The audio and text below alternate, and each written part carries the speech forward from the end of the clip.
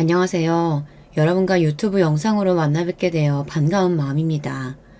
배운 데 없이 막대기에 자라 버릇없는 사람을 보면 흔히들 하는 말이 있죠. 저 아비 어미도 모르는 놈의 자식.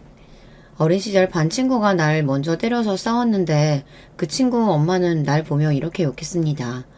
태어나 보니 부모가 없는 운명을 짊어졌을 뿐인데 부모가 없이 자란 놈이라고 손가락질 당해야 하는 인생은 가혹하기만 했죠. 물론 그러한 제 신사한탄이나 하자고 여러분 앞에 사연을 쓰고 있는 건 아닙니다. 전 만인이 부러워하는 의사가운을 입는 사람이고 두 자녀와 아내가 있는 가장으로 잘 살고 있거든요.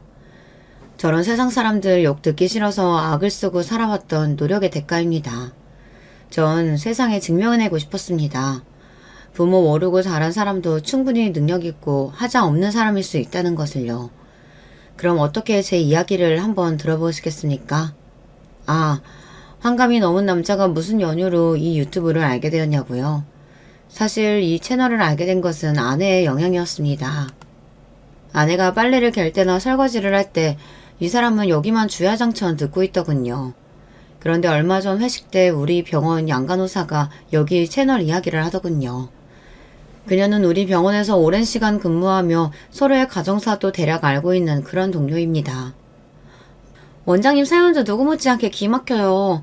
어떻게 한번 여기 유튜브에 원장님 사연도 보내보세요. 갑자기 저보고 생전 안 해본 장문을 하라니 고교 시절 이후로 써본 적 없는데 말이죠. 하지만 동틀 무렵부터 서재에 앉아 지난 세월을 돌이켜보고 글로 쓰는 이 시간은 의외로 즐겁더군요. 열흘가량 애써가며 글을 쓰다 이렇게 제 사연을 보내게 된 거죠. 그러니 실력이 없더라도 너그러이 이해해 주시기 바랍니다. 3살의 저는 서수원 버스터미널에 버려졌습니다. 8살 때부터 키워주신 수녀님은 코끼리 무늬의 작은 네일을 보여주며 저에게 말씀하셨죠. 수각이는 누군가가 이렇게 예쁜 옷을 입혀줄 만큼 사랑받고 태어난 아이야. 부모님께서 어떤 사정이 있으셔서 버려졌다지만 말이야. 앞의 위로보다 뒤에 버려졌다는 표현이 더 제 마음에 와닿았죠. 초등학교에 입학하기 전까지 수녀님과 보육사가 운영하는 작은 쉼터에서 자라다가 전 보육원으로 입소하게 됩니다. 원래 있던 쉼터와 달리 규모도 크고 딱딱하고 차가운 분위기였죠. 사기 밥그릇에 먹던 밥을 철로 된 식판에 담아서 먹을 때마다 집아 이때기보다는 기숙학교에서 지내는 기분이었어요. 하지만 그것이 나쁘지만은 않았습니다. 제 친구 성철이를 만나게 되었거든요. 학교 끝나고 마음 맞는 애들끼리 고철산 근처에서 놀다 그만 종아리가 찢어지는 사고를 당하고 말았습니다. 너무 아파서 눈물까지 흘렸지만 위험한 데서 마음대로 놀았다고 혼날까봐 원장님이나 보육원 선생님들에게 이야기하지 못했어요. 너 다리에 피가... 성철이는 쪼르르 원장님에게 제 다친 사실을 고해바쳤고 바로 원장님의 꿀밤이 제 머리통으로 날아왔죠. 화를 내는 원장님 손을 잡고 바로 인근 작은 의원에 가서 응급처치를 받았습니다.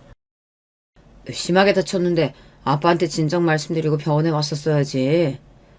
아빠 아니에요. 우리 보육원 원장님이세요. 나도 아빠가 없이 자랐어.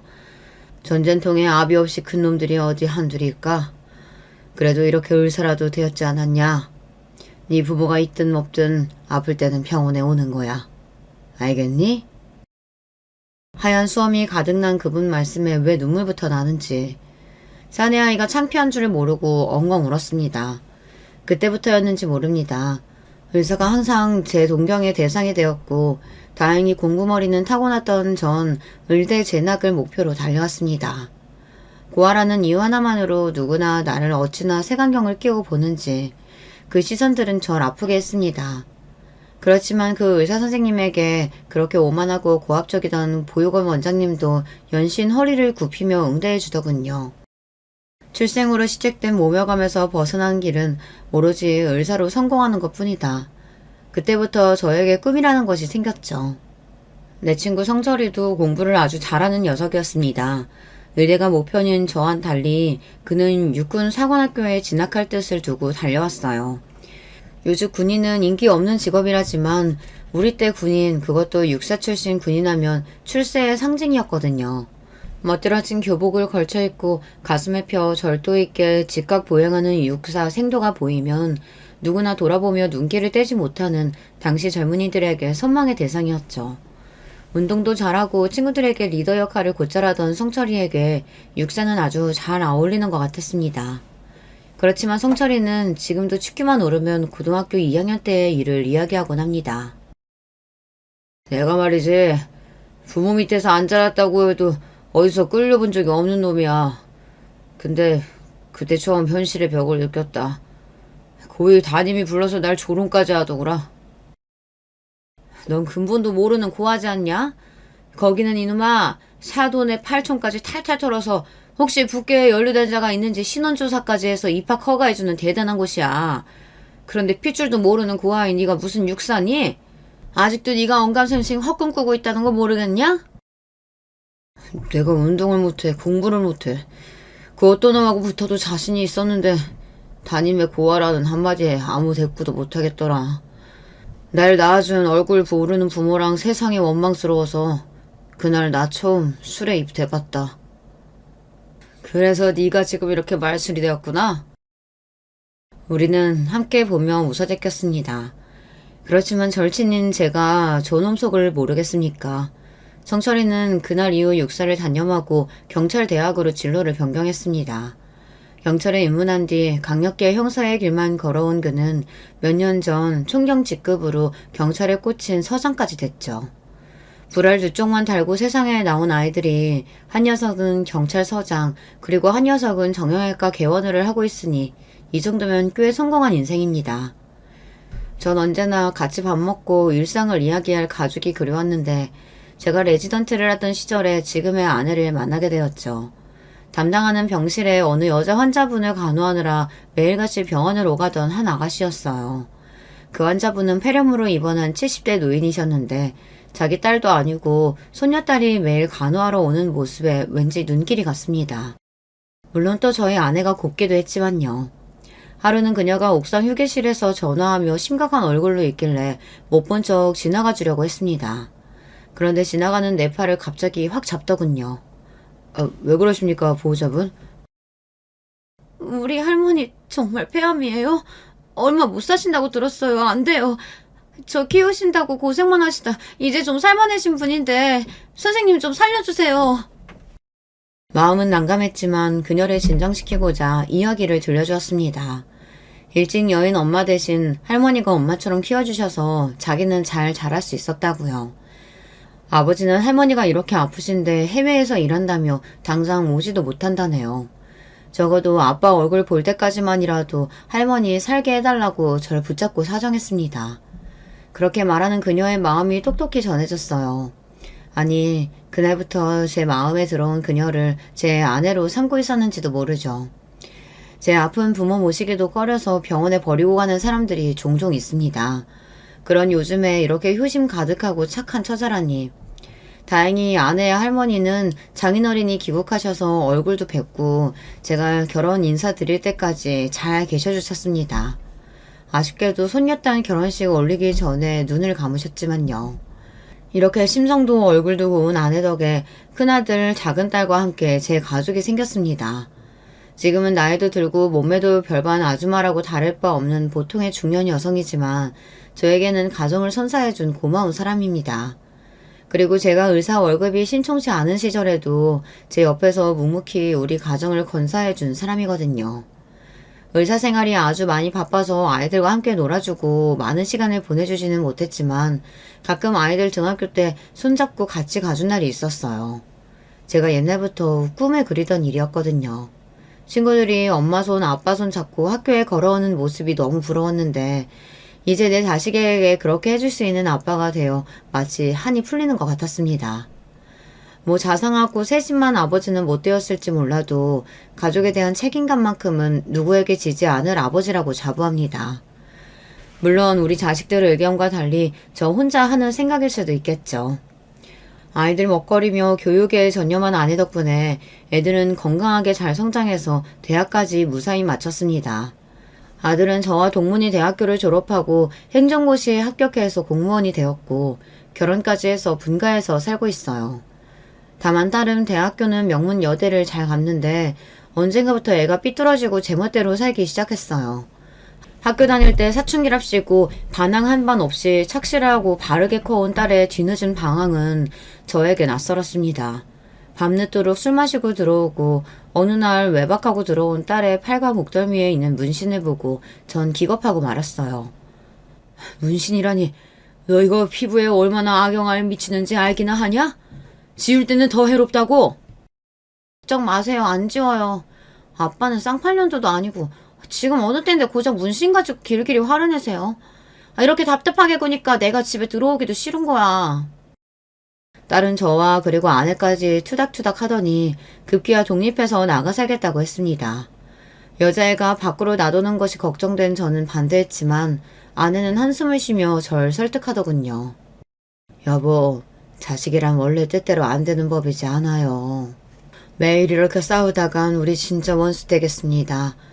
지금은 저 하고 싶은 대로 나가 살라 하고 그렇게 좀 떨어져 있는 게 좋겠어요. 당신은 지금 세상이 얼마나 무섭게 돌아가는데 딸이 나가 살겠다는 걸 찬성한다는 거예요. 그리고 제가 아쉬울 게 뭐가 있어. 든든한 부모 밑에서 뭐 하나 부족한 것 없이 커서 대학까지 간 녀석이 말이야. 왜 뒤늦게 저러고 사는지 원. 전 아주 못마땅해 했지만 결국 딸의 고집대로 독립하고 말았습니다.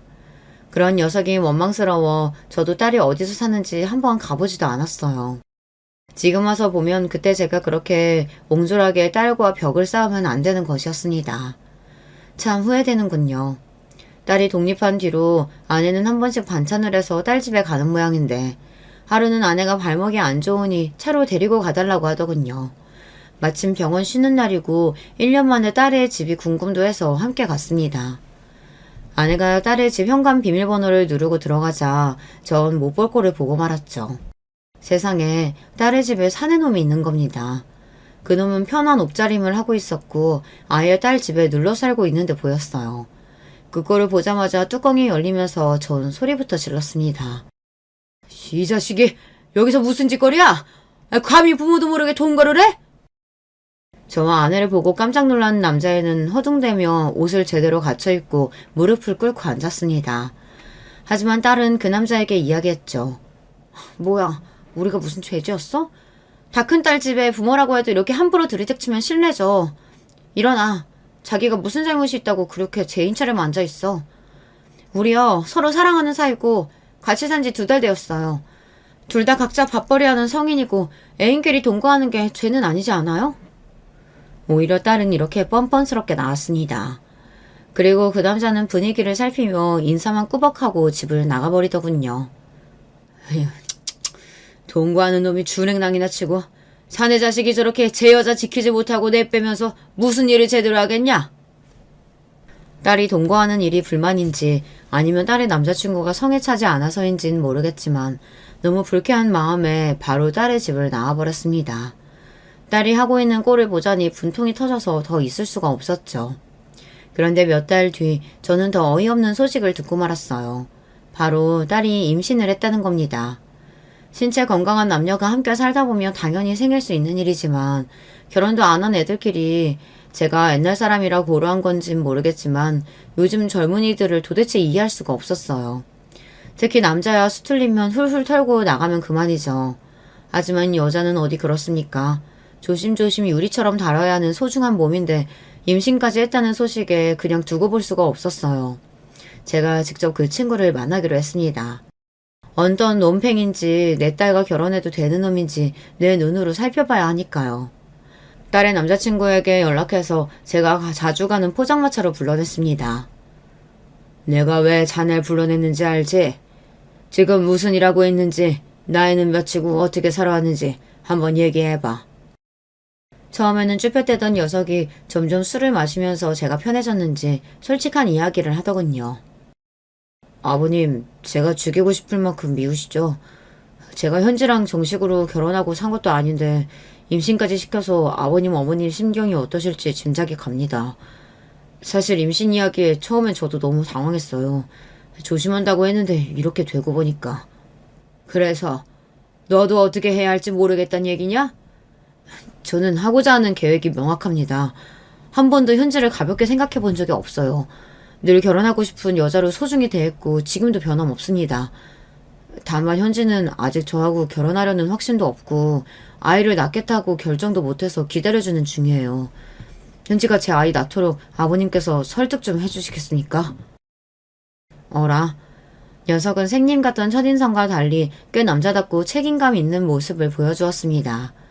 4년제 대학을 나와서 회사의 영업부서에 있는 샐러리맨으로 이 정도면 딸과 결혼해도 괜찮겠다는 확신이 있었어요.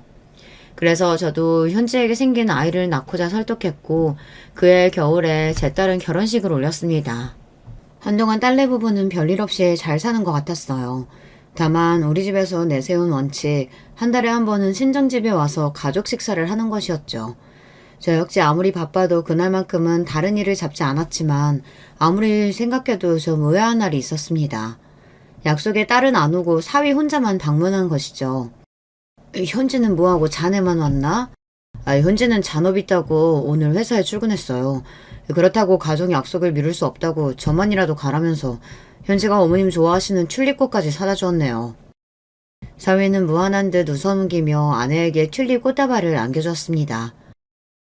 혹시 자네 부부싸움에서 혼자 온 건 아니겠지?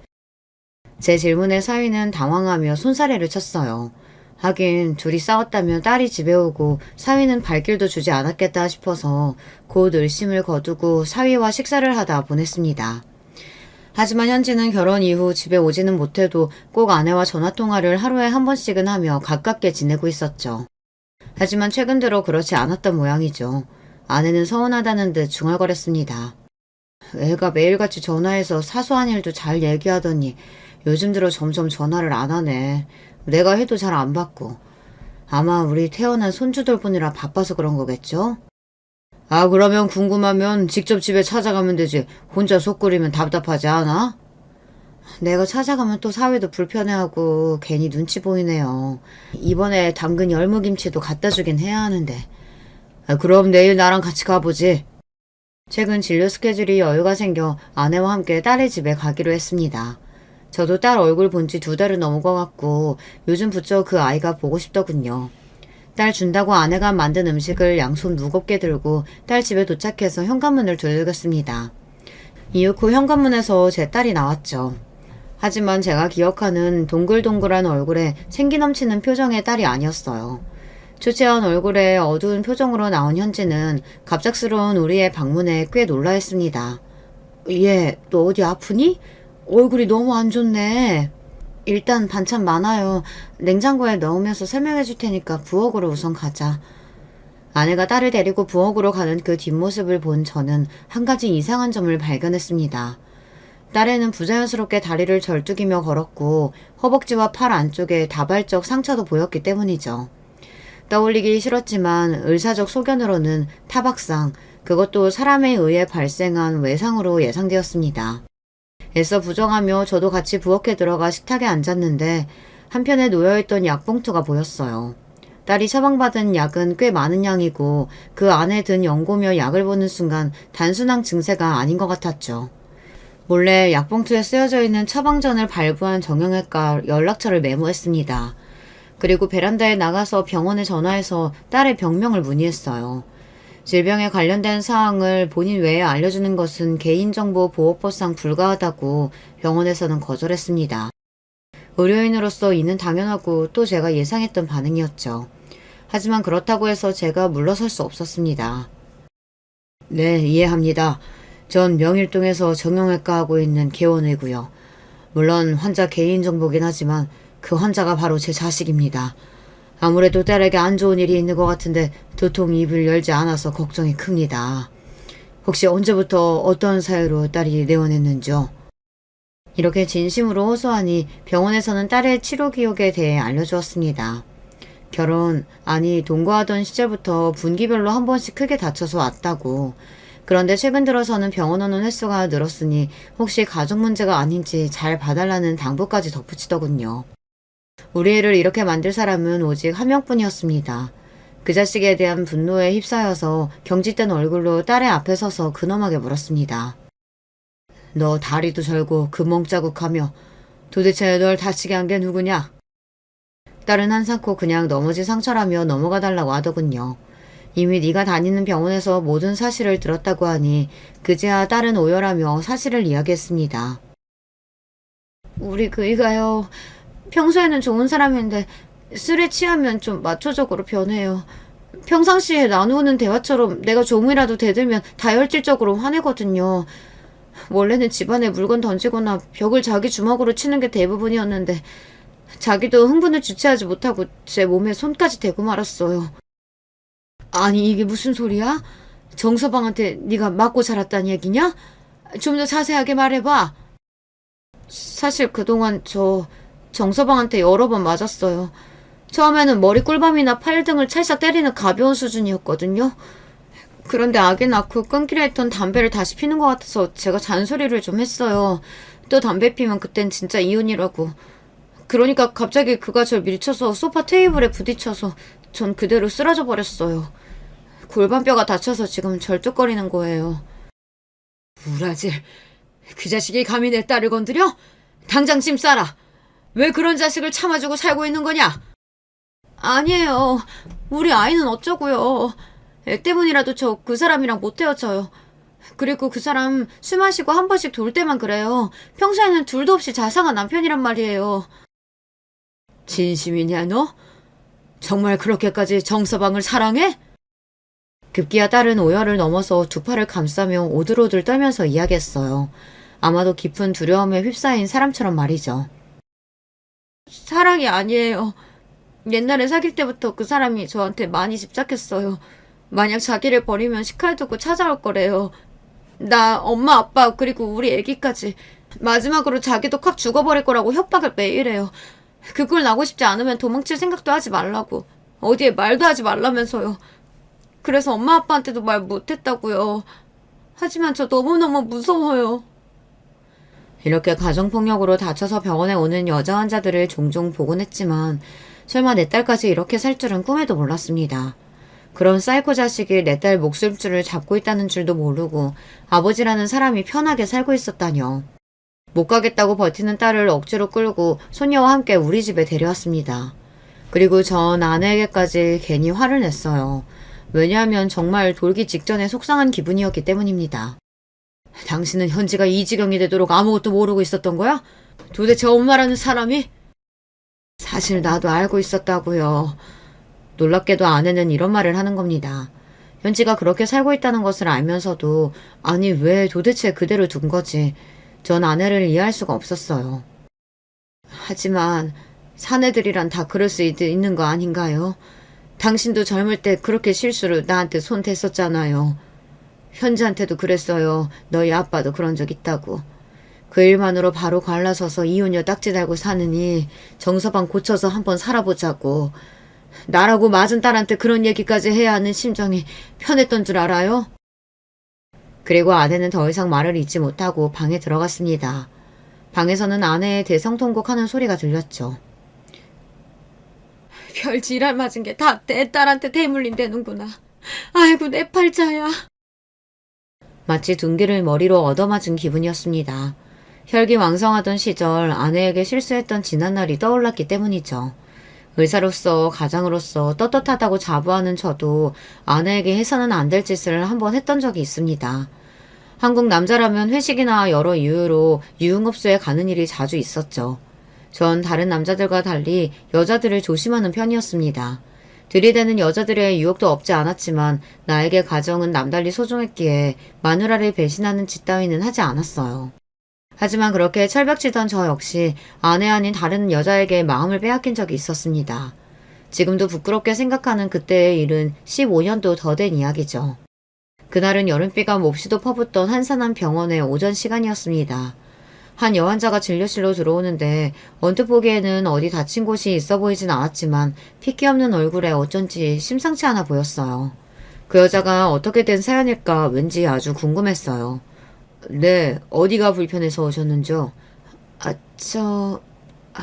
다쳤는데 부위가 가슴통 쪽이라 조심스러워서 말하고 숨 쉴 때마다 갈비뼈가 아파와요. 진료해보니 갈비뼈에 금이 갔는데 상태가 좀 안 좋았어요. 아무래도 누군가의 폭력이 의심되어 어떻게 다치게 된 건지 자세하게 물어봤죠. 주저하던 그녀는 결국 세 번째 진료에서야 솔직하게 말해주었어요. 남편은 아니고 동거하고 있는 남자가 물건을 던져서 맞는 바람에 이렇게 되었다고요. 그녀는 나보다 10살 어린 여자였습니다. 조카 같은 마음에 잔소리가 좀 나왔어요. 당장 그 남자하고 헤어지세요. 부모님이 귀하게 키운 딸이 이런 취급 당하는 거 아시면 억장이 무너집니다. 저 부모 같은 거 없어요. 고아로 자랐거든요. 지금 남자친구가 제 유일한 가족인걸요. 그 말에 놀라 그녀를 다시 보게 되니 그 얼굴과 표정과 눈매가 기억났습니다. 어렵지만 내 치부를 남들에게 드러내야 할 때 드러나는 민망함과 수치심. 저도 고아예요. 그래도 이렇게 잘 지내지 않습니까? 갈비뼈는 쉽게 부는 부위가 아니라서 일주일에 2번씩 꾸준히 내원하셔야 해요. 그리고 꼭 용기 내서 그 남자 떼어버리시고요. 술 먹고 죽이겠다고 달려드는 동거남을 막으러 그녀 집에 가주고 그녀가 외롭다고 할 때 같이 술도 마셔주며 그녀와 가까워졌습니다. 처음에는 동정심 혹은 나와 같은 출신이라는 동질감 때문에 신경 쓰는 것뿐이라고 생각했어요. 애써 제 마음을 부인했지만 점점 그녀를 환자가 아닌 사랑하는 여자로 대했던 것이 사실이에요.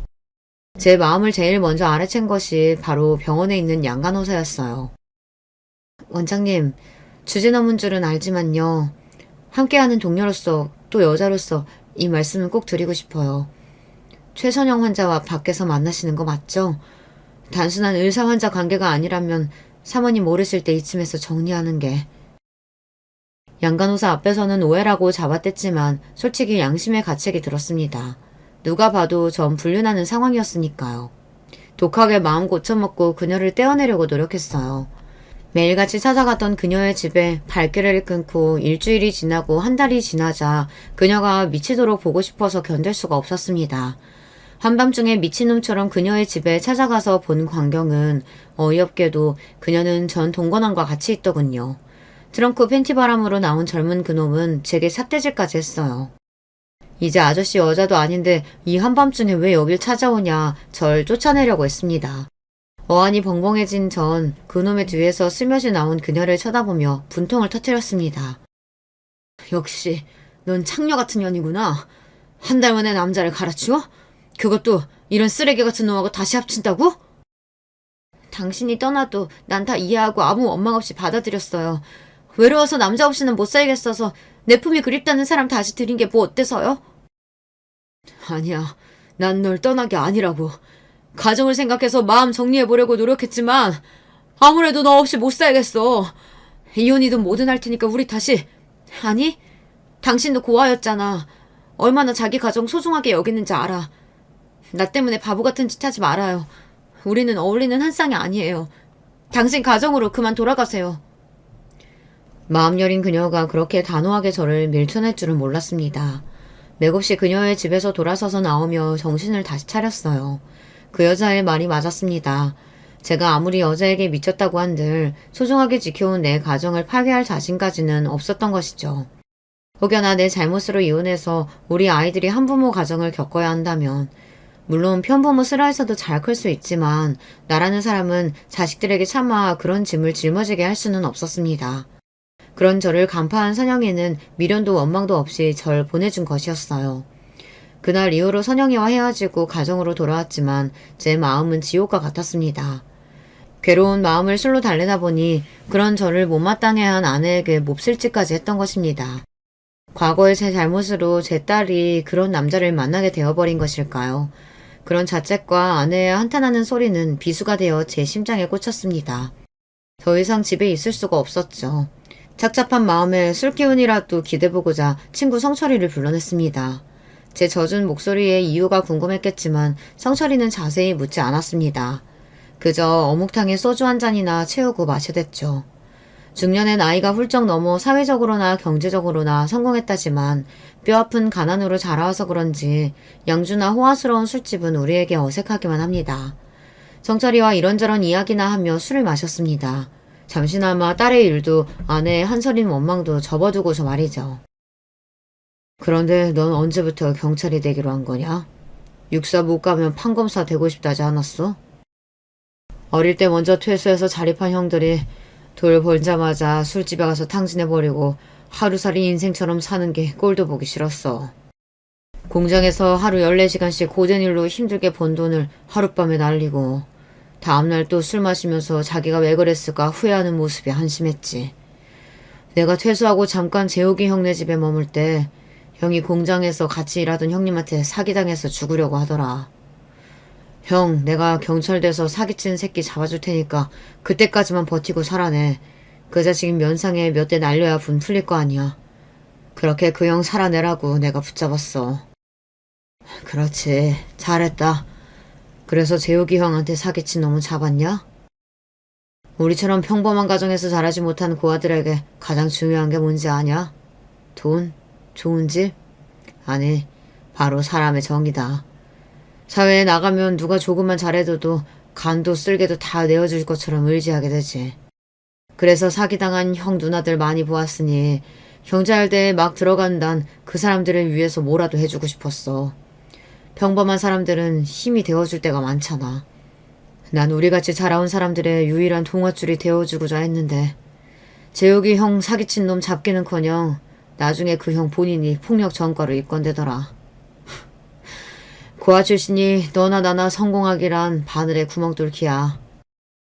술이 좀 들어가니 딸이 사회에게 당했을 몹쓸 장면이 떠올라서 분노가 치밀었고 견디기 힘들었습니다. 그리고 경찰이 돼서 사람한테 못될 짓 하는 놈들 벌주는 상처리가 부러워졌죠. 그렇구나. 근데 그래도 네가 나보다 낫다. 범죄자들 쓸어담는 경찰, 그것도 서장님이 되었으니. 난 내 딸 하나 제대로 지켜보지 못하는 못난 아비건을. 제 말에 성철이는 마시던 소주잔을 내려놓고 날카로운 눈으로 저에게 물었습니다. 그게 무슨 말이냐? 딸 하나 지켜주지 못했다니 결혼한 현지 얘기야? 이럴 때는 너처럼 경찰 돼서 응징하고 그러고 싶은데 나는 사람 살리는 기술만 배운 놈이지 않냐. 사실은 제가 목격했던 일은 물론이고 현지가 그건 사위에게 당했던 일을 성철이에게 털어놓았습니다. 내 딸 현지가 태어날 때부터 결혼할 때까지 중요한 순간마다 성철이는 와서 제 딸처럼 축복하고 기뻐해준 사이였어요. 그런 조카와 같은 아이가 당한 일을 듣던 그는 눈썹이 잔뜩 성난 듯 치솟고 대본의 무서운 형사의 모습으로 돌변하더라고요. 내 친구이지만 그렇게 무시무시한 말투와 분위기는 처음 느껴보았습니다. 그래서 그게 다 현지가 겪은 실제 일이다. 넌 네 딸이 그런 취급당하는데 여기서 친구랑 신세 좋게 술이나 퍼마시고 있다 이 말이냐? 에라 이 자식아. 화가 난 성철은 씹고 있던 오이를 제 얼굴에 던져버렸습니다. 친구의 반응은 당연한 것이었고 저 역시 사이놈에게 아무 일도 하지 못한 저 자신이 역겨워 미칠 지경이었으니까요. 아이고 선생님들 평소 점잖은 분들끼리 여기서 와 이러십니까? 진정들 하시고 앉아서 새 소주 갖다 드릴 테니 화이로다가 쭉 들이키세요. 오죽하면 단골 포차 주인 아주머니가 놀라서 우리를 진정시키러 오셨겠습니까? 이후 그 성철이는 제정신을 붙잡고 가쁜 숨을 들이쉬면서 소주를 병째로 목구멍에 때려 넣었습니다. 저 역시 술만 몇 잔 연거푸 마시다가 침묵을 깨고 먼저 입을 열었어요. 선영이 기억하지? 내가 그때 아내 배신하고서 뭘 잘했다고 한동안 술 취해서 아내한테 행패까지 부렸다. 그 일로 하늘에서 날 지금 벌하시는 걸까 하는 생각도 해봤어. 내 죄 때문에 착한 내 딸이 그 벌을 받아내는 거라면 난 어째야 하냐? 어떻게 빌어야 딸이 행복해질 건지. 아이 바보 같은 자식아 미친 소리를 다 한다. 너 이 땅에 죽일 놈들이 얼마나 많은지 아냐? 구더기들처럼 아주 드글드글해. 가정폭력으로 경찰서에 신고 들어온 것만 해도 하룻밤에 수백 건은 된다고. 너 같은 놈들만 있으면 나도 경찰질 못하고 굶어 죽을 거다.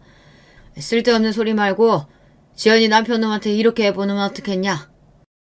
성철이는 사위에게 복수할 방법을 생각해서 제게 슬쩍 알려주었습니다. 어떻게든 그 놈을 내 딸 인생에서 끊어내고 싶었기에 전 그 제안을 바로 잡아버렸죠. 다음날 저녁 때 우리 집 초인종을 눌러대는 방문자가 있었습니다. 인터폰에는 사위놈의 얼굴이 보이더군요. 너 여기 있는 거 알고 왔으니까 당장 문 열지 못해? 장모님, 집사람과 내 애 보내주세요. 이러다 진짜 큰일 치릅니다. 네? 저녁 7시밖에 안 된 시각에 그 자식은 이미 잔뜩 취해서 우리 집에서 난동을 부리고 있었습니다. 두려워하는 딸과 아내에게 무슨 일이 벌어지더라도 절대 문을 열어주지 말라고 당부하고 혼자 나와 대문을 열고 사위를 대면했죠. 아마 제가 집에 있는지 예상치 못했던 건지 절 본 그는 흠칫 놀라더니 이내 표정이 둘변해서 겁박하기 시작했습니다. 처음 현지랑 동거할 때부터 절 못마땅해 하셨죠? 하지만 난 당신 딸과 결혼해서 새끼까지 낳았어. 아무리 아비라도 이젠 나한테는 현지 앗아가지 못할걸? 법적으로는 내 가족이야. 당장 현지 내보내요. 아니, 현지는 너와 이혼할 거고 넌 내 딸과 손주 털끝만큼도 건들지 못할 거야. 그때 사위의 눈동자는 흰자위가 번뜩대기 시작했고 저를 때리는 듯 손을 머리 위로 번쩍 올렸습니다. 전 방어 자세를 취했고 설령 그 자식에게 맞는다 해도 상관없었습니다. 모든 것을 감수하고 나온 것이었으니까요. 그때였습니다. 누군가가 나타나서 사위의 팔을 뒤로 비틀어 버렸어요. 누구야? 팔 아파 죽겠다고. 좀 놓아보라고. 어둠 속에서 얼굴을 내민 남자는 여전히 사위의 팔을 뒤틀고 있었고 저를 보며 싱긋 웃으며 인사했습니다. 안녕하십니까, 이수강 선생님. 오다가 강도가 하나 족치느라 좀 늦었습니다. 이 사내가 그 버러지 같은 사입니까? 그는 러시아 출신의 격투기 선수와 같은 큰 체구에 근육질의 몸을 하고 있었어요. 또한 얼굴의 인상도 범상치 않고 눈매도 매서운 것이 길 가다 만나면 시선을 피할 수밖에 없는 사내였죠. 마치 범죄도시라는 영화의 마동석 배우 같은 인상을 가진 그 남자는 사실 경찰이었습니다. 경찰이가 혹여 사위가 나타나 우리 식구들에게 해를 가할까 싶어 경호할 사람을 붙여준다고 했는데 이자가 바로 그 사람인 것입니다. 우리 서장님이 특별 지시하셔서 내가 앞으로 밀착 보호해드릴게요. 그리고 당신은 내가 한번 요모조모 탈탈 털어볼 계획이요. 궁금하면 서울경찰청 폭력계 마동석 경이 찾아오면 되셔. 네, 분명히 마동석은 아니고 우리 계에서는 날 그렇게 부르니까 앞으로 자주 봅시다. 경찰의 말투는 깍듯했지만 이미 인상과 힘에 압도당한 사위는 경찰이 팔을 풀어주자마자 두고 보자라는 말을 남기고 줄행랑을 쳤습니다. 그렇지만 그 경찰과 사위의 만남은 이번이 끝이 아니었어요. 사흘 뒤 경찰은 사위가 근무하는 회사의 로비로 찾아가서 국가경찰 공무원증을 제시하며 사위를 찾았죠. 네, 수고하십니다. 전 서울경찰청의 박경희인데 여기 해외 영업부서에 정시우 씨 있죠? 조사 차원에서 지금 좀 보잔다고 전해주십시오.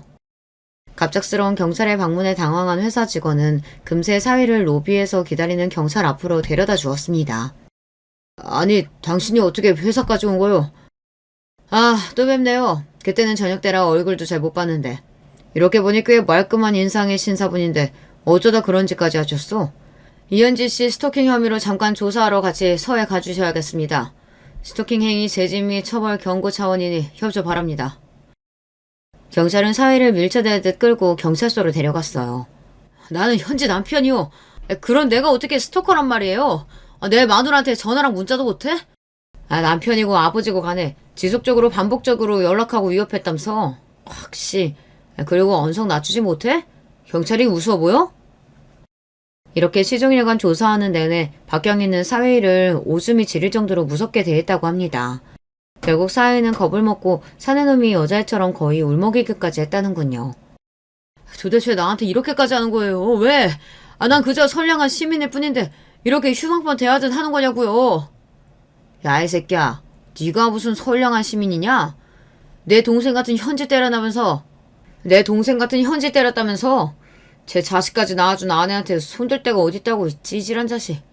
내가 경찰로서 현지 오빠로서 너 끝까지 감시하고 무슨 짓거리 할 기색만 보여도 바로 감빵 쳐넣을 거니까 조심해라. 오빠는 무슨, 현지 오빠는 당신이 아닌데. 그런 게 있어 임마. 어릴 때부터 오빠 동생 하는 사이로 내 친동생 같은 애야. 행여나 현지며 우리 이 선생님네 가족 건들 생각만 해봐라. 아주 너 무사발로 만들어버릴 테니까. 이 주먹 보이냐? 약물하고 사람 때리고 죽이는 놈들 이 주먹으로 다 응징했어. 너 같은 멸치 자식 하나 골로 보내는 건 일도 아니야. 그렇게 한 달이 넘게 박경희에게 시달린 사위는 결국 현지가 보낸 이혼 협의서에 도장을 찍어 돌려보냈고 손주에 대한 친권까지 모두 넘겨주었습니다. 경찰이 몇 번이고 회사까지 찾아가면서 인사과에서 처벌까지 받은 사위를 둘러싼 억측은 사내에 난무했다고 합니다. 저렇게 얌전해 보이는 정 과장님이 무슨 일로 경찰서에 조사받으러 다닌 거야? 어디서 들으니까 사기쳤다는데? 아니야, 내가 듣기로는 의외로 주먹 좀 쓴다나 봐. 옛날에 조직폭력배 출신이었는데 손 씻었다가 최근 다시 범죄 저질렀다고. 어머머, 무서워라. 사람이 보기랑 완전 다르네. 정 과장님한테 이제 아는 채도 말아야겠다. 결국 사위는 더 이상 회사를 다니지 못하고 제 발로 퇴사했다고 하더군요. 소문이 파다하게 퍼져서 아마 동종업계 다른 회사로 취업하는 것도 어려울 것 같고요. 내 친구 덕에 딸과 우리 가족은 안전하게 사위를 떼어버릴 수 있었습니다. 감사의 인사를 전하려던 차에 성철이는 저에게 하나의 선물을 주었습니다. 너도 곧 환갑이지 않냐. 우리가 60년 사는 동안 뿌리도 모르고 살아왔지만 이제라도 한번 만나봐라. 너의 친부모님은 이미 세상 떠나진 지 오래고 형 한 분이 살아계시더라. 정철이는 저 몰래 전부터 제 혈육을 찾고 있었는데 최근에 형과 연락이 닿았다고 합니다. 뜻밖의 얘기에 전 혼란스러웠습니다. 어릴 때야 너무나 내 가족을 찾고 싶었죠. 만나면 왜 나를 버렸어야 했는지 이유도 묻고 원망도 해보고 참 할 말이 많았어요. 하지만 이 나이 먹고 혈육이 다 무슨 소용인가 싶었지만 성철이 얘기를 듣고 나서 밤잠을 이루지 못했습니다. 그리고 그 주의 토요일에 한 설렁탕집에서 드디어 제 친형을 만나게 되었죠. 재환아, 너 정말 재환이 맞냐? 네 이름은 박재환이고 난 박순환이야. 우리가 태어난 곳은 경기도 안성시 죽산면이다. 아버지는 어릴 때 원양어선 탄다고 나가신 뒤로 소식이 두절되었어. 실종신고 뒤로 이미 사망 처리된 지 오래고 엄마는 남의 집 일하며 고생만 하시다 20년 전 63세의 나이로 돌아가셨다. 나도 없는 집에서 제대로 공부도 못하고 그냥 작은 가게 하나 내면서 하고 있어. 네가 없으면 입 하나 준다고. 엄마가 어느 날 널 버스터미널에 버리고 오셨는데 그때가 바로 아버지 실종신고한 직후였지. 널 두고 온 뒤로 엄마는 하루도 울지 않는 날이 없으셨다.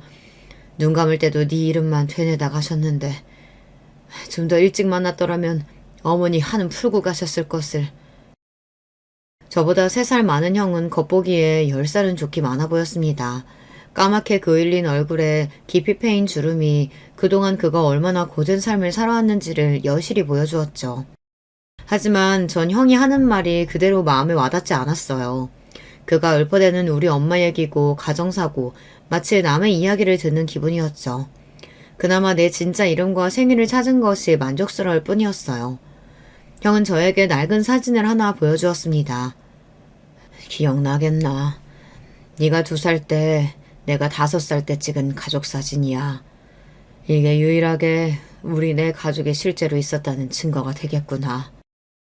처음 보는 그 흑백 사진 속 내 부모의 모습은 처음 보았지만 왠지 모르게 가슴속에서 무언가가 심하게 요동치고 있었습니다. 내가 이 사진 가져가도 되겠습니까? 물론이야. 엄마가 혹여라도 너 만나게 되면 이 사진 보여주라고 했다. 여기 입고 있는 옷. 네, 압니다. 내가 버려진 날 입고 있던 옷이라고 수녀님이 저에게 보여주셨거든요. 그 사진에서 제가 알 수 있는 거라고는 아기였던 제가 입고 있는 코끼리 무늬 네이뿐이었습니다. 그리고 그 오래된 그날이 마치 기억이라도 나는 듯 갑자기 제 눈이 촉촉해졌죠. 짧은 만남과 설렁탕 한 그릇을 비우고 형과 헤어졌습니다. 아마도 형은 상당히 힘들게 살아오신 것 같았습니다. 지금은 명절 때마다 화성시에 살고 있는 형을 한 번씩 만나러 내려가고 있죠. 나에게도 이제 명절에 찾을 피부치가 있다는 사실이 그저 고마울 뿐이에요. 형과 만나고 집에 돌아오면서 동행해준 성철이에게 고마운 마음이 들어 물끄러미 쳐다봤습니다. 형이라도 만나봤으니 그나마 다행이다. 이제 한 풀렸냐? 어때? 경찰서장 친구 덕 처음으로 본 소감이? 처음이라니. 내 딸 일도 그렇고 네가 참 내 은인이다. 정말 고맙다. 그런데 너는 네 가족은 찾아봤냐? 나라고 왜 안 찾아봤겠냐? 지금 하늘 아래 안 계시더라. 아무도. 그는 더 이상 말을 잇지 못했습니다. 이미 자신의 핏줄을 찾아보았지만 나에게조차 말하지 못할 어떤 사연이 있는 것 같아 전 다시 묻지 않았어요. 진짜 가족 만나보고 나면 내가 고아한 이유를 찾을 줄 알았어. 그 이유라도 이해되면 날 버린 엄마를, 가족을 용서할 수 있을 줄 알았는데 용서고 이해 구간에 그냥 마음이 헛헛하기만 하구나. 지금 내 가족들에게 최선을 다하고 싶은 마음뿐이야. 그래, 우리도 벌써 반평생 넘게 살았다. 이제 우리도 은퇴하고 노년으로 접어들겠지. 그러니 이제 그만 털어버리자고. 우리를 한평생 지겹게 따라다닌 고아라는 결핍, 그 하늘 말이야. 친구 녀석의 말이 맞았습니다. 어쩌면 고아라는 꼬리표는 남들이 지어준 게 아니라 제가 끝내 놓지 못하고 있는 것일지도요. 이 나이에 제가 고아라는 것이 무슨 의미겠습니까? 주변에 부모님이 계시던 친구들도 모두 잘 보내드리고 도리어 친구 중 몇 명은 병으로 사고로 세상에서 없어진 마당에 말입니다. 하지만 아직도 성철이랑 고아 시절 이야기를 하고 고아라서 이 악물고 살았던 세월에 대한 연민과 보상 심리가 아직 남아 있었던 것일 것 같아요. 그래서 이젠 모두 털어버리려고 하고 있습니다. 남은 세월 동안 병원 환자들을 열심히 돌보며 내 아내와 건강하게 사이좋게 살아갈 생각입니다. 이혼한 딸은 우리 집에 함께 살고 있는데 돌이 지난 손주놈이 어찌나 귀여운지. 그 녀석 보는 맛에 퇴근도 서두르게 되지 뭡니까? 또 극악무도한 사위놈이 언제 또 내 딸과 손주에게 위협을 가할지 모르니 가족을 지키기 위해서 일찍 집에 들어가는 이유도 있습니다. 혹시 몰라서 개인 경호업체에 의뢰해놓고 가족들 보호를 철저히 하고 있으니 걱정하지 마세요. 한자 한자 만년필로 눌러 제 사연을 글로 쓰다 보니 이제 팔까지 저려오는군요. 차린 것이 별로 없는 조촐한 밥상이었지만 맛있게 드셔주신 여러분께 감사의 말씀을 전합니다. 늘 여러분 가정의 건강과 가족들의 화목이 함께 하시길 기원하며 전 이만 인사드리겠습니다. 그럼 여러분 안녕히 계십시오. 여러분은 어떻게 지내고 계신가요? 저는 요즘 다시 고향으로 내려와서 살고 있습니다. 남편이 죽으며 서울로 올라갔었는데 다시 오니까 기분이 헛헛합니다. 남편하고 힘들게 아이들을 키운 기억도 나고 하늘로 간 남편이 그립기도 해요. 고향을 생각하면 참으로 복잡한 마음이 드는데 여러분도 그러신가요? 저는 지금 나이가 60대인데 인생을 돌아보면 참 굴곡이 많았어요. 그럼 바로 제 사연 시작하겠습니다. 애미야, 거기서 뭐하고 있는 거야? 빨리 와서 네 시아버지랑 남편이 힘들게 잡아온 생선 정리해야지. 아유, 느려 터져서 보기만 해도 답답해. 어머님, 잠시만요. 막내 기저귀만 갈고 바로 갈게요. 죄송해요. 아이고, 우리 너무 힘들다. 저는 고등학교를 졸업하고 집안 형편이 너무 어려워서 바로 성인이 되자마자 시집을 가게 되었어요. 요즘 시대에는 전혀 그런 일이 없지만 저 때는 할 게 없으면 빨리 결혼하는 게 당연했거든요. 아니, 할 게 있어도 여자들은 결혼이 목표인 사람도 많았죠. 아무튼 찢어지게 가난한 친정은 제 뒷배가 되어주지 못했습니다. 시댁은 3대째 배를 타고 바다로 가서 생선잡이를 하는 집안이었어요. 남편도 시아버지를 따라 바다로 나가 일했었죠. 새벽부터 일어나서 눈도 뜨지 못한 채로 나가는 남편이 안쓰러웠어요. 여보, 아까 보니까 밥도 제대로 못 먹는데 무슨 일 있어? 내가 일하느라 신경을 제대로 쓰지 못해서 미안해. 당신이 챙겨준 도시락으로 오늘도 아버지랑 배에서 맛있게 먹었어. 내가 항상 당신에게 고마운 거 알지? 에이, 아니야, 괜찮아요. 그냥 애들이 말을 안 들어서 힘드니까 그런 거지. 우리 애들이 무려 5남매잖아. 그래도 애들 다 키우며 뿌듯하겠지? 언제 다 클까 싶기도 하고. 그럼 당연하지. 나도 잘할 때는 몰랐는데 다 크니까 형제가 있는 게 그렇게 든든할 수가 없더라.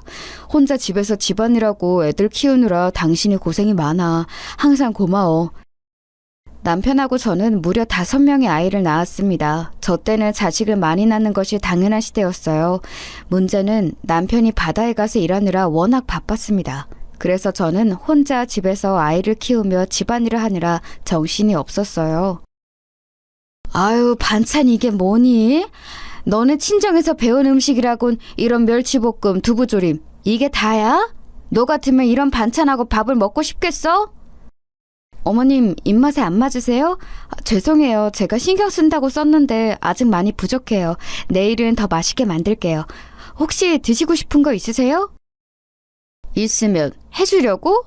또 소금 잔뜩 넣어서 짜서 못 먹게 하거나 한강물처럼 밍밍해서 아무 맛도 안 나게 할 거잖아. 너는 그래도 시집 온 지 몇 년이 지났는데 아직도 이렇게 서툴러? 죄송해요. 저도 열심히 한다고 한 건데 다음번에는 더 잘할게요. 그러니까 너무 노여워하지 마세요. 남편하고는 아무 문제가 없었는데 시어머니와 고부 갈등은 아주 심했습니다. 시어머니는 저를 대놓고 싫어하셨어요. 차라리 이유가 있으면 제가 고치기라도 했을 텐데 그런 것도 아니었습니다. 시어머니는 그냥 며느리인 제가 싫으셨던 거예요. 그래서 괜히 꼬투리를 잡아 저를 괴롭혔습니다. 심지어 시어머니는 우리 자식들도 성별로 차별하셨어요. 저랑 남편은 남아선호 사상이 하나도 없었고 모든 자식이 소중했는데 시어머니가 오히려 나서서 차별하더라고요. 계집 애들은 저리 가라. 이거는 우리 소중한 손자들 거니까 너희는 넘보지 마. 내가 우리 손자들만 먹이려고 시장 가서 사온 거야. 어디 손을 대려고 해? 대를 잇는 건 우리 손자들이야. 어머님, 그래도 애들인데 같이 나눠 먹으면 좋잖아요. 이렇게 아들만 챙기면 교육상에도 좋지 않고 또... 시끄럽다.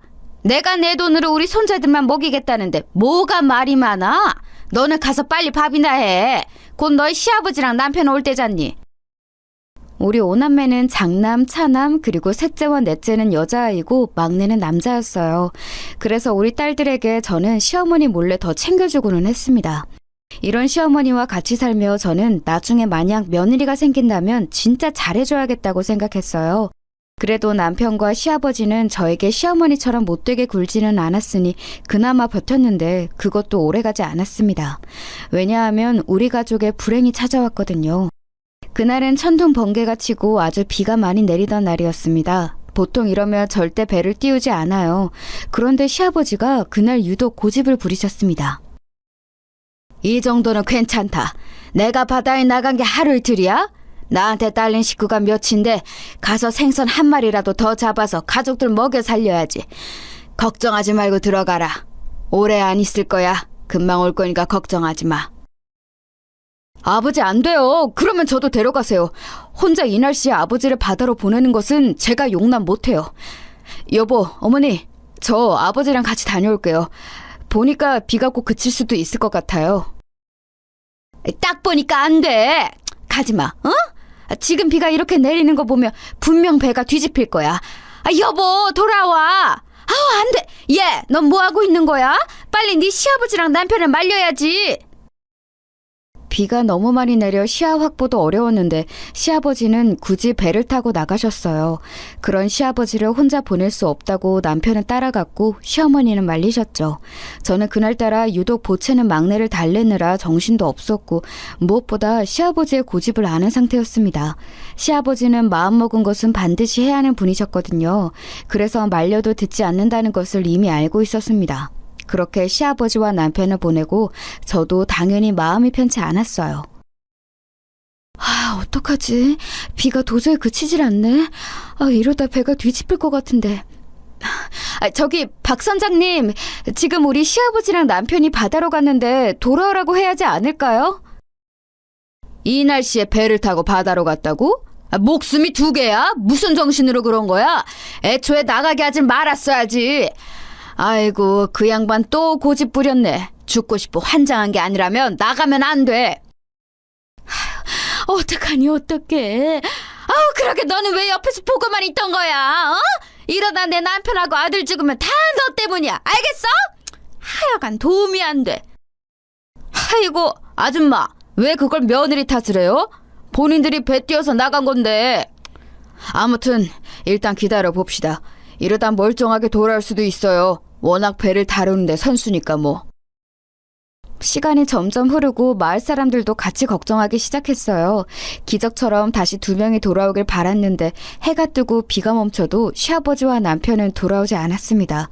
결국 구조대가 나가서 두 명을 발견했는데 안타깝게도 시아버지는 이미 하늘로 간 상태였어요. 정말 기적적으로 남편은 숨이 아직 붙어있는 상태로 발견되었습니다. 보통 이런 경우에 이렇게 살아있는 상태로 발견되는 게 진짜 희박하거든요. 너무 다행입니다. 의식은 없어도 나중에 눈을 뜰 수도 있으니 희망이라도 있잖아요. 돌아가신 분은 안타깝게 생각해요. 아이고, 여보. 내가 그렇게 나가지 말라고 했잖아. 나는 어떻게 살아? 아이고. 내 아들, 불쌍한 내 아들. 우리 아들 눈 떠봐. 엄마 왔어. 구조대원이 뭐라 하는지 귀에 들리지도 않았어요. 너무 충격적이었고 믿고 싶지 않았습니다. 시아버지는 손을 쓸 수도 없는 상태였고 우리 남편은 마치 잠을 자는 것처럼 병원에 그대로 입원하게 되었어요.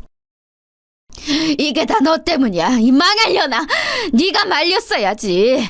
비가 그렇게 오는데 바다로 가는 것을 그냥 그대로 냅둬? 나였으면 절대 그렇게 안 했어. 내 남편 살려내라고.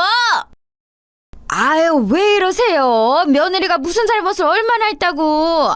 갑자기 혼자 5명이나 되는 아이들을 키워야 하는데 거기다 대고 이러면 어떡해요. 그리고 바다로 나간 것은 본인들의 의지였잖아요. 너무 뭐라고 하지 마세요. 당신이 뭘 알아? 저리 안 꺼져? 남의 집에는 왜 와서 난리야? 우리 집 일에 신경 끄고 갈 길 가. 내 남편 살려낼 거 아니면 꺼져. 시어머니는 우리 가족의 불행을 다 제 탓으로 돌렸어요. 이웃들이 말릴 정도로 저에게 심하게 뭐라고 했는데 막상 제 귀에는 들리지도 않았습니다. 저는 누구의 탓도 할 생각이 없었어요. 아니, 할 수가 없었습니다. 당장 제 밑으로 5명의 아이들이 있었는데 도대체 어떤 방법으로 돈을 벌어야 하는지 막막했거든요. 시집 와서 계속 집에서 아이를 낳고 살림만 했기 때문에 제가 할 수 있는 것은 없었습니다. 거기가 바닷가라 대부분이 수산업에 종사했는데 배를 타고 바다로 가는 법도 몰랐거든요. 그리고 알았다고 해도 우리 아이들이 그때 죄다 어렸어요. 일단 급한 대로 수산시장에 나가 물고기를 손질하는 법을 배웠습니다. 다행히 우리 집 사정을 아는 분들이 저를 직원으로 채용해 주셨죠. 힘들어도 꾹 참고 일했어요. 나가서 돈을 더 벌어와. 이 돈으로 우리가 어떻게 먹고 사니? 우리 아들 불쌍해 죽겠다. 이러다 우리 아들 죽으면 그땐 어떡할 거야? 내 새끼 병원비랑 우리 손자들 식비가 부족하잖아. 나가서 돈을 더 벌어오라고. 어머니, 저도 참을 만큼 참았어요. 제가 죽어라 밖에서 돈 벌어오는 거 모르세요? 아시잖아요. 동네 사람들도 저보고 안쓰럽다고 하는데 어머니는 왜 그러세요? 뭐? 네가 지금 집안의 남자들이 이 모양이 됐다고 시어머니를 우습게 하는 거냐? 내가 우스워? 우습냐고? 며느리가 시어머니한테 이래도 돼? 너 옛날이면 이미 집에서 쫓겨났어. 아무것도 가진 게 없으면서. 그래서 저도 열심히 일하잖아요. 새벽부터 일어나서 수산시장 가서 생선 다듬고 시간 나면 다른 식당 가서 설거지하고. 남들은 이렇게 일하는 제가 안쓰럽다고 하는데 도대체 어머니는 왜 저를 못 잡아먹어 안달이세요? 그런 생활이 지속되자 저도 더는 참고만 있을 수는 없더라고요. 그래서 시어머니와 다투는 일도 많아졌습니다. 잠도 줄이고 밥도 안 먹어가며 이랬는데 돌아오는 것은 시어머니의 구박이었으니 저도 속상했어요. 시어머니는 제가 지지 않고 대응하자 더 분노하셨죠. 집안 분위기가 이러니 아이들도 눈치를 많이 보기 시작했어요. 저는 그래서 아직도 우리 오남매에게 미안한 부분이 이거랍니다. 어머니, 현수가 체육을 포기한다고 하더라고요. 저한테 여전히 야구가 좋지만 집안 사정상 더 지속할 수는 없다고 하던데 제가 봤을 때 우리 현수 운동에 재능 많아요. 이대로 시기 놓치면 평생 후회할 것 같습니다. 저도 우리 장남이 야구에 재능이 아주 많다는 것은 알아요. 그런데 선생님도 아시잖아요. 우리 집이 지금 사정이 너무 안 좋아요. 애들 학비도 겨우 내고 밥도 겨우 먹이고 있어요. 아니, 밥도 가끔은 돈이 없어서 고구마로 대체해요. 이 상황에서 어떻게 야구를 시키겠어요. 그렇죠. 현수 본인도 그걸 아니까 자기가 스스로 그만하겠다고 하더라고요. 저는 그냥 아쉬워서 한 말이에요. 워낙 유망주라 서울에서도 현수 하나 보려고 많이 내려오고 하니까요. 말씀하신 것은 잘 알겠습니다. 제가 제일 속상했던 점은 바로 장남이었어요. 장남은 어렸을 때부터 유난히 운동을 매우 잘했거든요. 특히 야구에 소질이 있는 아이라 학교 체육 선생님의 재능을 알아보고 밀어주었습니다. 그런데 주변에 운동하는 사람이 있으면 아실 텐데 운동도 돈이 있어야 가능한 종목이거든요. 장비도 그렇고 훈련비도 그렇고 우리 집 상황상 절대 운동을 시키질 못했어요. 현수야, 엄마가 너무 미안해. 우리 아들 그렇게 좋아하고 잘하는 것도 못 시켜주고 네 아빠 병원비가 너무 많이 들어서 엄마가 도저히 아무리 이래도 우리 아들 운동을 지원 못해줘. 엄마 괜찮아. 이런 상황에서 내가 계속 야구를 하겠다고 하는 것은 내 욕심이잖아. 나는 그냥 빨리 학교 졸업해서 우리 동생들 키우는 게 내 목표야. 아빠 병원비도 내가 벌어서 낼게. 빨리 어른이 되었으면 좋겠어. 그래야 엄마를 도울 수 있잖아. 내가 이 세상에서 지금 믿을 수 있는 것은 바로 너 하나야. 엄마가 너무 미안하고 고맙다. 남들은 장남에게 모든 것을 쏘아붓던데 엄마는 오히려 너를 제일 못 챙기고 있네. 아들 고맙고 미안하다. 사람이 사정이 다 다르잖아. 그러니까 엄마는 나한테 미안해하지 마. 내가 얼른 졸업해서 우리 엄마 더 일 안 하게 노력할게. 동생들도 내가 책임질 거야. 알겠지? 본인이 그렇게 좋아하고 잘하던 것을 상황 때문에 포기했지만 장남은 오히려 저를 위로했어요. 흔히 말하는 아픈 손가락 아시죠? 저한테 장남은 아픈 손가락이었습니다. 이런 장남은 실제로 고등학교를 졸업하고 바로 인근에 있는 공장에 취업했어요. 집에도 들어오지 않고 일부러 잔업까지 하며 돈을 벌어 동생들 뒷바라지를 했습니다. 엄마, 이번 달 월급이야. 이걸로 동생들 학비 내고 부족한 거 없게 해줘. 그리고 아빠 병원비도 내가 병원에 가서 어느 정도 갚았어. 혹시 나 몰래 돈 빌린 거 있어? 그런 거 있으면 말해. 현수야, 엄마가 너무 고맙다. 확실히 네가 돈을 벌기 시작하면서 우리 집 형편이 많이 나아졌어. 엄마도 이제 잠자는 시간이 늘었거든. 만약 네가 없었다면 엄마는 동생들을 데리고 길거리에서 살았어야 해. 나도 내가 성인이 되어 돈을 벌 수 있어서 얼마나 좋은지 몰라. 엄마가 나 때문에 부담이 덜 된다니까 너무 기쁘다.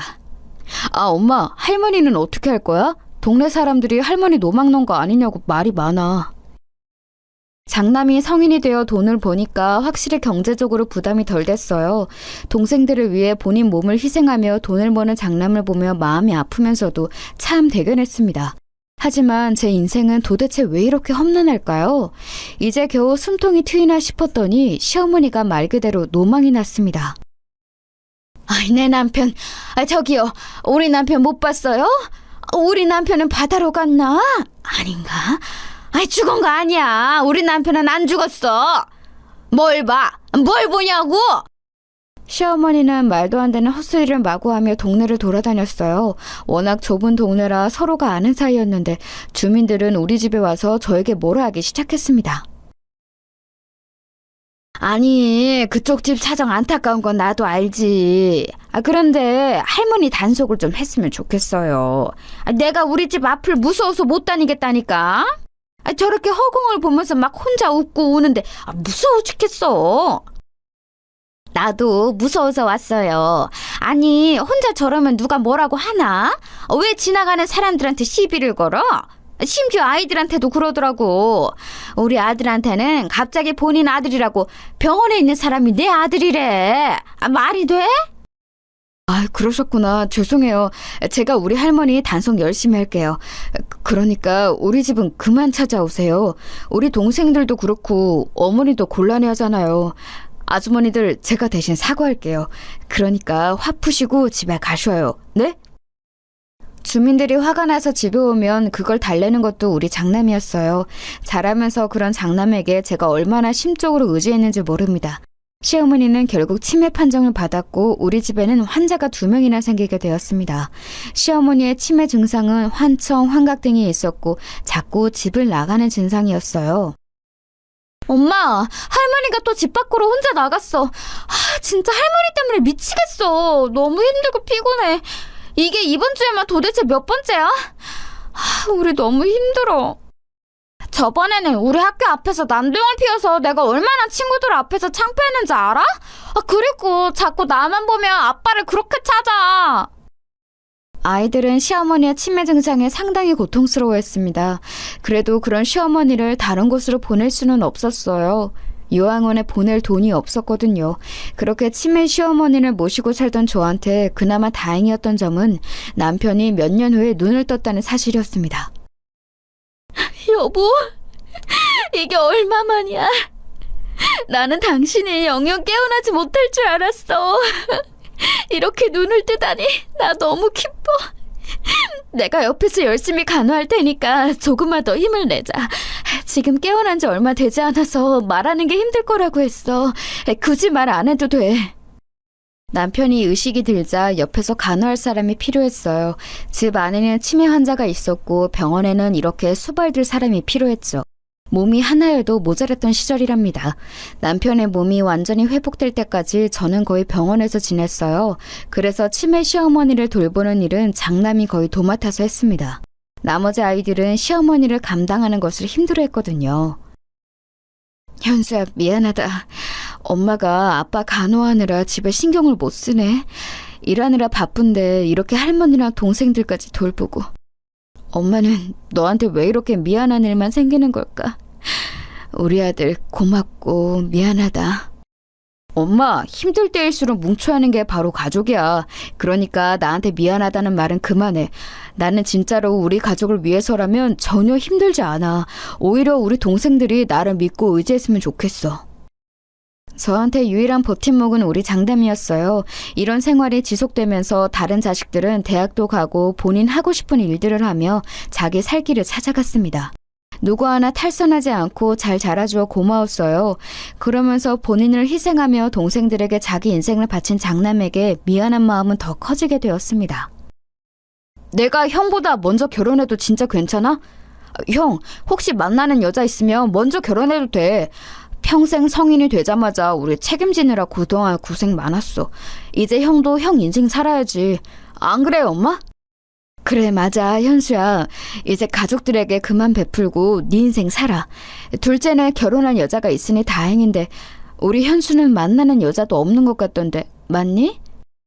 아이 참, 몇 번을 말해. 나는 괜찮아. 그러니까 둘째 네가 먼저 결혼해도 돼. 그리고 내가 그동안 모은 돈으로 집도 얻어서 살아. 나는 내 인생은 우리 가족을 위해 희생하기로 예전부터 마음먹었어. 나머지 동생들도 결혼하는 거 다 봐야 마음이 편할 것 같다. 형, 고마워. 이 은혜 절대 잊지 않을게. 나는 형이 얼마나 고생하면서 돈 벌었는지 다 알아. 심지어 장남은 남들은 다 하는 연애도 하지 않았어요. 둘째가 장남보다 먼저 결혼해서 집을 나갔고 그 뒤로도 셋째와 넷째까지 결혼했습니다. 동생들이 먼저 결혼하는데도 장남은 아무렇지도 않았어요. 오히려 본인이 뼈 빠지게 잔업을 하며 번 돈을 결혼자금에 보태라고 주었습니다. 그 모습을 보며 저는 뿌듯한 마음보다는 안타깝고 미안한 마음이 훨씬 컸어요. 어느새 제 아픈 손가락인 장남은 노총각이 되어 있었습니다. 아이고, 노인네가 드디어 하늘로 가셨네. 그래도 아들이 의식 돌아온 거 보고 가셔서 그나마 다행이야. 하늘에서는 편안하게 남편 만나서 잘 사셨으면 좋겠네. 그러니까요. 저는 이제 어머님께 안 좋은 감정도 없어요. 그냥 이제 말 그대로 편안한 상태가 되시길 바래요. 천국에서라도 행복하게 살아야죠. 우리 어머님도 고생 많으셨어요. 시어머니도 시아버지를 따라 하늘로 가게 되었어요. 막판에 치매가 매우 심해서 저도 많이 힘들었습니다. 그런데 막상 돌아가시니 제 마음이 마냥 편하지는 않더라고요. 너무 미운 시어머니였는데 미운 정이 들었었나 봐요.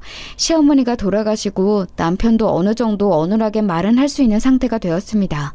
의사는 남편의 상태가 좋은 편은 아니라 언제 죽어도 이상하지 않은 상태라고 하더라고요. 그래도 살아있어서 다행이라는 생각이 들었어요. 이렇게 힘든 인생이어도 버티면서 살고 있었는데 한 가지 좋은 소식이 들려왔습니다. 엄마, 나 만나는 여자 생겼어. 큰 문제가 없다면 아마 이 여자와 결혼할 것 같아. 우리 근처의 도시에 사는 여잔데 내가 일하면서 왔다 갔다 하다 만나게 됐어. 어리지만 예쁘고 친절해서 이런 사람이라면 결혼하고 싶더라. 뭐? 아, 세상에, 우리 첫째 아들이 드디어 결혼한다고? 이게 무슨 일이야. 엄마는 이제 죽어도 여한이 없어. 우리 장남의 결혼이 내 인생의 고민이었는데 어머, 웬일이니? 장남이 드디어 결혼할 여자를 찾았다는 거였어요. 얼마 지나지 않아 장남은 며느리가 될 여자를 집으로 데려왔습니다. 저는 시어머니에게 시집살이를 심하게 당했다고 했잖아요. 그래서 우리 며느리들이 심기를 건드리는 것을 매우 싫어했어요. 오히려 우리 딸들보다 며느리들에게 더 잘해줄 정도였습니다. 첫째 며느리가 집에 인사 온다길래 며칠 전부터 요리에 신경을 썼어요. 다른 자식도 물론 소중하지만 장남은 저에게 의미가 아주 특별했으니까요. 어머, 어머님, 이게 다 뭐예요? 제가 해산물 좋아하는 것은 어떻게 하시고 이렇게 준비해 주셨어요? 저 진짜 갈치조림은 밥 2공기도 먹어요. 세상에, 제가 다 좋아하는 것들이네요. 그러니? 다행이다. 내가 우리 장남에게 며느리 될 사람이 해산물을 좋아한다는 소리를 듣고 며칠 전부터 준비한 거야. 입맛에 맞았으면 좋겠네. 만약 입맛에 안 맞으면 미안하다. 다음에는 더 맛있게 해줄게. 첫째 며느리의 첫인상은 아주 좋았습니다. 어찌나 살가운지 우리 장남이 여자 하나는 잘 골랐다 싶었어요. 다른 며느리들은 착하고 선했는데 동시에 성격이 내성적이라 조용했거든요. 그런 며느리들이 싫었던 것은 절대 아닌데 아무래도 밝은 성격의 며느리가, 그것도 첫째 며느리가 좋았습니다. 현수야, 엄마가 네 결혼에 많은 돈을 못 줘서 미안해. 너는 동생들한테 그동안 모은 돈을 결혼 자금으로 줬는데 오히려 너는 가져가는 돈이 없네. 내가 진짜 너한테는 면목이 없다.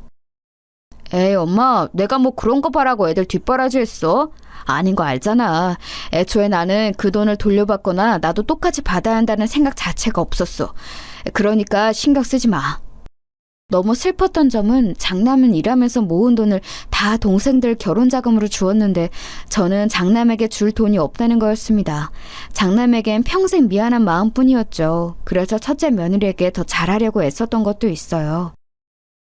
형님은 매번 시댁에 오면 하는 것도 없이 저렇게 혼자 앉아있어요. 솔직히 어머님이 며느리들한테 얼마나 잘해주시는데 너무해요. 어떻게 혼자만 쏙 빠져서 저럴 수가 있는 거죠? 요리가 익숙하지 않아서 그런가 보다. 내가 더 잘 테니 아가, 너도 가서 쉬렴. 나는 괜찮으니까 너무 걱정하지 말고, 응? 어머님 손목도 안 좋으시면서 왜 그러세요? 저야말로 괜찮아요. 형님은 제가 좋게 보고 싶어도 너무 밉상이에요. 저라면 절대 저렇게 행동 안 해요. 너무 얄미운 게 아주버님이 있으면 저런 행동 안 하는 거 아시죠? 첫째 며느리는 결혼하고 행동이 완전히 바뀌었어요. 여우처럼 장남이 있으면 살갑게 다가오는 척하며 도왔는데 장남이 자리를 비우면 아무것도 하지 않고 소파에 누워서 핸드폰을 하기 바빴습니다. 그걸 보며 둘째 며느리도 그렇고 딸들이 불만이 매우 많았어요. 내가 시누이 집 탄다고 할까봐 일부러 가만히 있는데 아무리 봐도 첫째 새언니는 너무해. 저라면서 엄마가 만든 반찬은 쏙 가져가더라? 어떻게 사람이 저러니? 아휴. 너무 뭐라고 하지 마. 그래도 너희 오빠랑 결혼해서 사는 사람이잖아. 그러니까 싫어도 티 절대 내지 마. 너희를 오빠를 봐서라도. 알겠어? 나도 당연히 오빠 생각해서 가만히 있는 거지. 우리 오빠가 평생 연애라고는 안 하고 우리를 위해 살아서 저런 여우 같은 여자한테 홀랑 속은 거지. 진짜 순진해서 걱정이야. 차라리 좀 놀 거 다 놀았으면 얼마나 좋아? 너의 오빠가 워낙 우리를 위해 살아서 그렇지. 엄마도 너희 새언니가 완전히 마음에 드는 것은 절대 아니야. 그냥 장남 얼굴을 봐서 참는 거야. 장남은 젊은 시절을 다 우리 가족을 위해 바쳐서 여자에 있어서는 문외한이었거든요. 그래도 본인은 만족하며 사는 것 같아 첫째 며느리에게는 전혀 티를 내지 않았습니다. 그러다 사건이 하나 발생했어요. 의식을 차린 후 병원에 계속 입원해 있던 남편이 하늘로 가게 되었습니다. 워낙 오래 입원해서 건강이 안 좋았고 예견된 일이었지만 당연히 슬펐어요. 그렇게 남편이 죽고 제 앞으로 사망보험금이 나왔습니다. 막내까지 결혼하고 다 나가서 살기 시작하니 집에는 저만 혼자 남게 되었어요. 시집 오고 계속 이 집에서 살았는데 시부모님은 다 돌아가시고 남편도 죽고 아이들도 결혼해서 나가니 저만 남았더라고요. 그러면서 저는 심하게 외로움을 타기 시작했어요. 미워도 미운 정이 차라리 낫더라고요. 제가 외로워하는 것을 제일 먼저 눈치챈 것은 바로 장남이었습니다. 엄마, 외롭지? 나랑 같이 살자. 내가 아내한테 말했더니 아내도 괜찮대. 나는 엄마가 혼자 그렇게 외롭게 사는 거 원하지 않아. 아유, 됐다. 나는 너희 할머니에게 시집살이를 너무 많이 당해서 며느리들 괴롭히는 것 질색이야. 내가 너희 집에 가면 며느리가 얼마나 괴롭겠어. 내가 그래서 아내한테 말했더니 아내가 오히려 그럼 이 집 팔고 돈 합쳐서 같이 살자고 하던데? 이번 주말에 아내랑 같이 찾아갈 테니까 진지하게 얘기해요, 그럼. 장남은 외로움을 타는 저에게 같이 살자고 얘기하더라고요. 하지만 며느리 눈치가 보여 가기가 싫었습니다. 시어머니를 모시고 살았던 입장이라 얼마나 고통스러운지 알거든요. 그런데 며느리는 장남과 찾아와서 저에게 같이 살자고 오히려 저를 설득했습니다. 저는 진짜 어머님하고 같이 사는 거 좋아요. 그러니까 이 집 팔고 우리가 지금 사는 집도 팔아서 더 넓은 곳으로 이사가서 살아요. 어머님만 괜찮으면 언제든지 환영이에요. 아, 그러니? 나는 너희들에게 내가 짐이 될까봐 그게 무서웠는데 네가 그렇다면 나는 너무 좋지. 아이고, 가서 내가 최대한 거슬리지 않도록 하마. 고맙다. 며느리의 설득에 저는 남편의 사망보험금과 집을 팔고 남은 돈, 그리고 제 비상금까지 수중에 있는 모든 돈을 다 합쳤어요. 진짜 저에게 남은 돈이라고는 없는 상태로 그렇게 첫째 아들네 집으로 들어가게 되었습니다. 엄마가 이 돈들 다 장남에게 주고 싶은데 그래도 되는 거지? 너희도 알잖니. 첫째가 너희 결혼자금 되느라 내가 장남에게 준 돈이 없어. 엄마의 마지막 소원이야. 엄마, 당연하죠. 게다가 지금 엄마까지 모시고 산다는데 당연히 그 돈은 형을 주는 게 맞지. 우리는 아무 불만이 없어요. 여기서 싫다고 하면 안 되는 거지. 맞아. 형이 우리 키우느라 얼마나 고생했는지 아는데 누가 여기서 싫다고 그래? 오히려 우리가 형한테 갚아야 하는데 그럴 수가 없어서 속상하지. 그 돈들 다 형 준다고 해도 아무도 뭐를 안 하니까 걱정하지 마. 다행히 나머지 자식들도 불만이 없었어요. 오히려 제 돈을 다 장남에게 모조리 주는 것을 당연하게 여겼죠. 그렇게 저는 장남의 집으로 들어가서 살게 되었는데 제 생각과는 너무 현실이 달랐습니다. 며느리가 너무 다른 사람인 것처럼 느껴졌어요. 결혼 전에 보았던 살가운 사람은 어디 가고 마치 악마처럼 저를 대하기 시작했습니다. 어머니, 화장실 청소 이거 다 하신 거예요? 물때가 다 안 지워졌는데... 다시 해주세요. 그리고 아이 좀 이따 봐주세요. 저 친구 만나러 가야 해서요.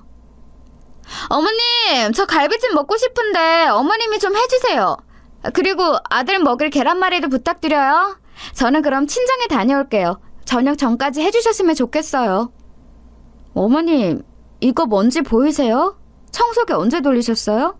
제가 분명히 아침에 청소기 돌려달라고 부탁드렸잖아요. 제가 힘든 부탁한 건가요? 며느리는 저를 마치 가정부처럼 부려먹었어요. 저도 처음에는 저와 같이 사는 게 고마워서 청소며 빨래며 나서서 했는데 날이 갈수록 심해지더라고요. 심지어 며느리는 손자를 돌보는 것도 죄다 저를 시켰습니다. 하지만 저는 절대 불만을 말하지 못했어요. 첫 번째로 시어머니에게서 시집살이를 당해서 며느리에게 싫은 소리를 하지 못했고, 두 번째로는 바로 장남의 아내였기 때문이죠. 제가 살면서 너무 힘들 때 의지했던 사람이 바로 우리 첫째 아들이잖아요. 그래서 장남에게는 평생 미안한 마음뿐이라 차마 며느리에게 싫은 소리가 나오지 않더라고요. 엄마, 저 왔어요. 오늘은 뭐 했어요? 내가 듣기로 우리 아파트에 노인정도 되게 크다던데 거기 가봤어? 엄마 덕분에 우리가 서울 시내 이런 고급 아파트에서 살고 너무 고마워. 장남은 여전히 저에게 효자였습니다. 제가 돈을 줘서 첫째 아들네 부부는 서울에 있는 대단지 고급 아파트로 이사 왔는데 저는 막상 그 혜택을 누리지 못했어요. 할머니, 나 솜사탕 사줘. 할머니, 나랑 놀이터 가자. 놀이터에서 나랑 축구하면서 놀자. 어? 할머니, 나가자. 할머니! 손자를 돌보는 일도 어느새 제가 다 전담하기 시작했거든요. 며느리는 손자를 키우며 힘든 일은 다 저를 시켰어요. 씻기는 거나 유치원에서 데리고 오는 것도 다 저를 시켰습니다. 늙어서 몸이 제 마음대로 움직이지도 않았는데 참 힘들었습니다. 그래서 절대 며느리에게는 티를 내지 않았지만 딸들에게는 힘들다고 조금 언급했는데 이게 또 사건이 발생했어요. 새언니, 제가 진짜 이런 말은 안 하려고 했는데요. 오해하지 말고 들어주세요. 새언니가 그래도 이런 아파트에서 부자처럼 사는 거 다 우리 엄마가 지원해줘서 가능한 거잖아요. 그런데 엄마한테 너무 조카를 봐달라고 하고 청소까지 시키는 거 조금 너무한 것 같아요. 다른 거는 몰라도 청소나 빨래는 언니가 할 수 있지 않나요? 어머. 지금 오해가 있는 것 같아요. 제가 언제 어머님을 강제로 시켰나요? 저는 절대 그런 적이 없어요. 어머니가 말씀해 주세요. 제가 어머님께 억지로 시켰어요? 아유, 억지로 시킨 적은 없지. 아유, 아니다. 그만하자. 내가 미안하다. 괜한 소리를 해서 이렇게 사단을 만들었네. 미안하다. 그만하자. 그냥 지나가듯 한 말에 셋째 딸이 대표로 며느리에게 좋게 말했더니 며느리는 화를 내기 시작했습니다. 제가 그만하자고 했는데도 첫째 며느리는 멈추지 않고 계속해서 섭섭하다고 하기 시작했어요. 그리고 물론 어머님 덕분에 이런 아파트에서 사는 거 맞아요. 그런데 그렇다고 제가 그럼 어머니 눈치를 마구 보며 살아야 하나요? 저야말로 너무 섭섭해요. 새언니, 우리가 우리 엄마 눈치 보고 살라는 거 아니잖아요. 오히려 우리는 새언니 편하게 해주려고 애를 쓰는데 일부러 그래서 엄마 모시고 사는 이후로 제가 용돈도 자주 드리고 또 보고 싶어도 덜 찾아오고 있어요. 형님, 우리가 그래도 여자들끼리 좋게 얘기하고 싶어서 이런 자리를 마련했는데 너무 안 좋게 생각하지 마세요. 우리 어머님처럼 며느리들 편히 봐주시는 분이 어디 있어요? 지금 다 편을 먹고 저한테 뭐라고 하잖아요. 어머님도 정말 너무하세요. 이런 불만이 있으면 저한테 얘기하면 되는 것을 왜 이 사단을 만드세요? 어머, 새언니, 왜 우리 엄마한테 그렇게 말해요? 우리가 엄마 모시는 거 고마워서 이제껏 참은 건데. 결국 좋게 얘기하자는 것은 싸움으로 번지게 되었습니다. 제가 결국 첫째 며느리에게 미안하다고 사과하고 일단락되었는데 문제는 그 다음이었어요. 첫째 며느리는 그 이후로 저에게 티가 나게 불만을 표출하기 시작했습니다. 아휴, 늙었으면 그냥 조용히 산속에 있는 게 제일 좋은 건데 요양원이 괜히 있나? 공기 좋은 곳에서 요양하면 자식들도 좋고 본인도 좋은데 말이야. 혼자 저보고 들으라는 듯이 집에서 큰 소리를 내기도 하고 심지어는 제가 집에 있는 것을 눈치 주기 시작했어요. 저는 속상했지만 최대한 티를 내지 않고 있었습니다. 그런데 며느리는 제가 무시한다고 느꼈는지 이번에는 저에게 대놓고 뭐라 하더라고요. 장남은 그때 공장에서 일하고 있었는데 나름 일한 지 그래도 꽤 많은 시간이 지나서 관리자급으로 일하고 있었어요. 장남이 출근하며 최소 10시간은 지나서 집에 오는데 그 시간이 저는 지옥이었습니다. 늙었으면 그냥 곱게 죽는 게 자식들을 위하는 건데 어머님은 그것도 모르세요? 하긴 모르니까 이렇게 자식 집에서 얹혀 살고 있지. 제가 일부러 대꾸하지 않으면 노골적으로 옆에 와서 계속 얘기하는 모습에 나중에는 첫째 며느리 얼굴만 봐도 무섭게 시작했어요.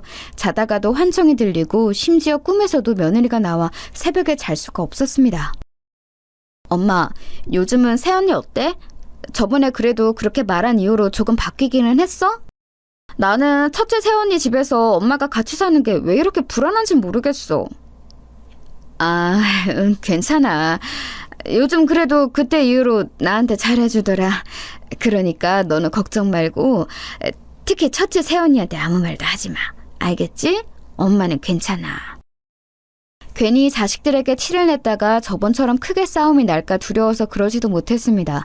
그냥 저만 참으면 될 일이라고 생각했어요. 그러다가 사건이 하나 더 터지게 되었습니다. 제가 그날 손자를 데리고 갔다가 그만 발을 헛디뎌서 넘어지게 되었어요. 손자를 안고 넘어져서 다행히 손자는 다치지 않았습니다. 엄마, 이게 무슨 일이야? 괜찮아? 아유, 안 그래도 몸도 안 좋으면서 왜 손자를 데리러 갔어? 아이고, 속상해라. 내가 일하다 놀라서 바로 뛰어왔어. 의사가 뭐래? 엄마는 괜찮아. 다행히 우리 손자도 다친 곳이 없다더라. 나는 깁스만 조금 하고 있으면 될 것 같대. 무슨 입원이나 수술 같은 건 필요 없다니까 다행이지. 그냥 집에서 조용히 누워있으면 된대. 정말 다행히 크게 다친 곳은 전혀 없었는데 문제는 제 깁스였어요. 깁스를 하니 집 밖으로 나가질 못하고 가만히 누워있어야 했거든요. 이때부터 오늘 사연의 절정이 시작되었습니다. 크게 다치지는 않았어도 왼쪽 발목과 오른쪽 무릎 그리고 골반뼈가 조금 아파서 한동안 저는 자리에서 움직일 수가 없었어요. 병원에 입원할 정도는 아니고 누워있으면 자연스럽게 회복될 거라 해서 집에서 가만히 있었습니다. 그런데 그러니 저는 당연히 집안일을 할 수가 없었어요. 또 손자를 데리러 가거나 오지도 못했죠. 첫째 며느리는 거기에 불만을 느꼈는지 저에게 심하게 뭐라 불만을 표출했어요. 엄마, 저 왔어요. 오늘은 뭐 좀 먹었어요? 입맛이 없다고 아무것도 안 먹었다며. 배고프지 않아? 죽이나 과일 같은 거라도 줄까요? 어머님, 아무것도 드시고 싶지 않으시다고 했어. 쉬고 싶은 모양이던데. 그러니까 당신도 어머님 괴롭히지 말고 빨리 방에서 나와요. 며느리는 심지어 제 입에 들어가는 것도 아까운지 먹을 것도 잘 주지 않았어요. 심지어 제가 하지도 않은 말을 지어내기 시작했습니다. 이제 저도 버티는 게 한계가 있었어요. 아무리 장남에게 미안한 마음뿐이고 제가 말해서 가족들 간에 큰 싸움이 일어나도 저도 할 말은 하고 싶었습니다. 그런데 첫째 며느리는 장남 앞에서는 완전히 착한 며느리처럼 행동하더라고요. 여보, 내가 어머님 모시고 병원 데려갈 테니까 당신은 걱정하지 말고 그냥 출근해요. 어차피 병원까지 거리가 먼 것도 아니니까 모시고 다녀올게. 아, 그래? 당신이 모시고 갈 거야? 그러면 나야 너무 고맙지. 엄마, 오늘은 그럼 며느리랑 오붓하게 둘이 다녀와요. 며느리는 심지어 저를 데리고 병원에 다닌다고 했는데 그것 또한 고통이었습니다. 가는 내내 얼마나 구박하던지 너무 속상해서 혼자 집에 와서 울기도 했어요. 참는 것도 한계가 있었고 저도 그래서 마음을 굳게 먹었습니다. 그런데 장남 앞에선 며느리가 워낙 다른 사람처럼 행동했기 때문에 며느리의 짓을 다 말하려면 증거가 필요했어요. 마침 장남이 사준 핸드폰이 있어서 며느리가 저에게 와서 저주하던 막말을 내뱉는 것을 다 녹음하기 시작했습니다. 노인네가 너무 오래 사는 것도 가족들한테 민폐인 거 알아요? 적당히 살고 죽는 게 오히려 자식들을 위한 길이란 거 명심하세요. 늙었으면 곱게 죽지. 이러면 자식들한테 미안하지도 않나? 자식들 귀찮게 하지 말고 그냥 죽는 게 어때요? 아유, 나 같으면 그냥 스스로 요양병원으로 걸어서 들어가겠다. 이렇게 며느리한테 병수발 들게 하는 거 미안하지도 않아요? 이 노인네야? 저는 일부러 아무 대꾸도 하지 않고 그대로 며느리의 막말을 녹음했어요. 며느리는 제가 무시하고 눈을 감고 있자 나중에는 심지어 저를 꼬집기 시작했습니다. 예. 그렇다고 나를 꼬집으면 어떡하니? 너무 아프다.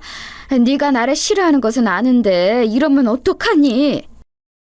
뭐 어쩌라고요. 그러게 그냥 그때 넘어졌을 때 요양병원에 들어갔어야지. 왜 사람 귀찮게 이러고 있어요? 늙었으면 곱게 죽으라고. 그렇게 저의 2주를 며느리의 음성을 녹음했습니다. 그리고 장남에게 말해서 가족들을 다 불러 모았어요.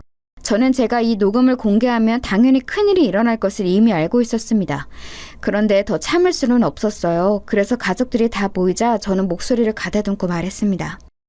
내가 너희들에게 신세진 것이 많아 그동안 참고 있었다. 특히 너희도 알 텐데 내가 장남에게 참 미안한 게 많아. 어려서부터 우리가 힘들 때 장남이 얼마나 우리를 도왔니. 혼자 고등학교 졸업식도 하기 전에 공장에 가서 일하고. 나는 그때 우리 첫째 아들을 생각하며 눈물밖에 나오질 않아. 그래서 내 아픈 손가락이 장남이기도 하고 최대한 우리 아들의 인생을 더 망치게 하고 싶지 않았어. 제가 여기까지 말하자 자식들은 다 공감하는 표정을 지었어요. 첫째 며느리만 저를 남몰래 째려보고 있었죠. 그래서 첫째 며느리가 나에게 아무리 못되게 굴어도 최대한 참았는데 도저히 내가 같이 못 살겠다.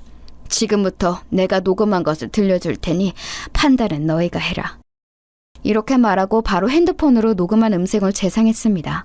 그러자 첫째 며느리의 막말이 가족들의 귀에 꽂히기 시작했죠. 어머, 이게 지금 뭐예요? 당장 멈춰요. 일이 내놔요. 언제 녹음했어요? 세상에, 웬일이야? 지금 이게 무슨 소리야? 당신 가만히 있어. 조용히 안 해? 엄마, 계속 틀어봐. 세상에, 늙었으면 조용히 죽으라고? 이게 우리 엄마한테 할 소리야? 당신 지금 제정신이야? 우리 엄마가 이런 소리를 들으면 같이 살고 있었던 거야? 나 너무 속상해서 말이 안 나와. 어떻게 세원이는 우리 엄마한테 이럴 수가 있어요? 우리가 엄마 공짜로 돌보겠어요? 매달 그렇게 돈을 줬는데 우리 엄마도 세원이 이런 고급 아파트에 살 수 있게 돈 많이 줬잖아요. 저한테는 앞에서 며느리 노릇은 혼자 다 한다고 온갖 앓는 소리를 다 하더니 뒤에서는 어머니께 이러고 있었던 거예요? 세상에, 어떻게 이렇게 사람이 이래요? 무섭다. 제가 녹음본을 다 재생하자 당연히 식구들은 난리가 나기 시작했습니다. 특히 장남은 화를 주체하지 못하고 몸을 떠며 울기 시작했어요. 당신이 어떻게 이럴 수가 있어? 나는 그것도 모르고 장모님하고 장인어른에게 얼마나 효도하고 있는데 알면서도 일을 어떻게 이래? 내가 처가에 들어가는 돈이 한 달에 얼마인지 알아? 우리 자식들이 다 당신에게 미안해서 그렇게 돈을 줬는데 그 돈은 다 받아갔으면서. 가족들의 원망이 다 첫째 며느리에게 향하자 첫째 며느리는 아무 말도 하지 못했습니다. 내가 나를 모시고 사는 것이 힘드니까 청소며 빨래며 음식이며 혼자 다 했단다. 심지어 본인 아들도 며느리는 돌보는 것이 싫었는지 내가 유치원 등하원도 했어. 나는 이 정도면 할 만큼 했다고 생각한다. 이제 더는 같이 못 살겠어. 첫째 며느리가 원하는 대로 나를 그냥 요양원에 보내주렴. 지금 무슨 소리를 하는 거야? 엄마를 어떻게 요양원에 보내? 내가 이혼할 거야. 나는 당신이 이렇게 무서운 사람인 줄 몰랐어. 우리 이혼하자. 이제 당신이랑 처가에 들어가는 돈은 땡전 한 푼도 없어. 이 집도 4명이야. 당장 나가. 장남은 크게 화를 내며 이혼 선언을 했습니다. 그러자 며느리가 어떻게 반응했는지 아세요? 그렇게 저에게 표독스럽게 굴던 사람은 사라지고 오히려 무릎을 꿇고 저에게 빌기 시작했어요. 어머니, 죄송해요. 제가 일부러 그런 것은 전혀 아니에요. 제 마음 아시죠? 제가 앞으로 잘할게요. 저 말들은 다 거짓이었어요. 저는 절대 진심으로 저런 말을 하지 않았어요. 아시잖아요. 심지어 우리 엄마를 꼬집었다고? 진짜 미친 거 아니야? 당장 이혼해. 나는 더는 당신 같은 사람하고 못 살아. 첫째 며느리가 저에게 빌고 장남은 그런 며느리에게 이혼하자고 소리치고 난리가 아니었습니다. 그 뒤로 어떻게 되었냐고요? 장남은 정말로 며느리와 이혼했어요. 저는 모르고 있던 사실인데요. 며느리한테 식구들이 돈을 뒤로 따로 엄청 챙겨주고 있었더라고요. 어머님, 심지어 저한테도 형님이 본인이 혼자 며느리 노릇은 다 하고 있다면서 하도 앓는 소리를 해내더라고요. 그래서 동서랑 저도 개인적으로 돈을 뒤로 얼마나 챙겨줬는지 몰라요. 그런데 이번에 가족들이 하는 말을 종합해보면 다들 그랬더라고요. 저 여자 진짜 무서운 사람이에요. 우리 시댁 사람들을 뭐로 본 거예요? 다들 첫째 며느리가 여우라는 것은 알고 있었는데 이 정도일 줄은 몰랐다고 하더라고요. 너도 나도 몰래 돈을 줬다고 고백하는데 그 돈을 합쳐보니 한 달에 무려 1,000만 원이 넘어가는 돈이었습니다. 기가 막히죠? 어머님, 제가 정말 죄송해요. 그러니까 제발 어머님이 이혼만은 막아주시면 안 될까요? 저 지금 진짜 반성하고 있어요. 제가 이렇게 이혼하면 당장 우리 친정은 어떡해요? 제발요. 첫째 며느리는 이혼 소송을 진행하고도 저를 찾아와서 빌기 시작했어요. 제발 용서해달라고 계속 빌었지만 저는 꿈쩍도 하지 않았습니다. 이미 참을 만큼 참았다고 생각했어요. 그 뒤로는 마침내 장남은 이혼에 성공했고 손자도 저와 장남이 키우고 있습니다. 여기까지가 제가 준비한 사연인데 어떻게 들으셨나요? 저는 개인적으로 제 인생이지만 참 다사다난했더라고요. 시어머니부터 첫째 며느리까지 악인도 있었지만 고마운 사람도 참 많았습니다. 앞으로 남은 인생은 장남과 우리 사랑스러운 손자와 행복하게 살도록 하겠습니다. 들어주셔서 정말 감사합니다. 여러분도 행복한 인생 사시길 진심으로 바랄게요. 감사합니다.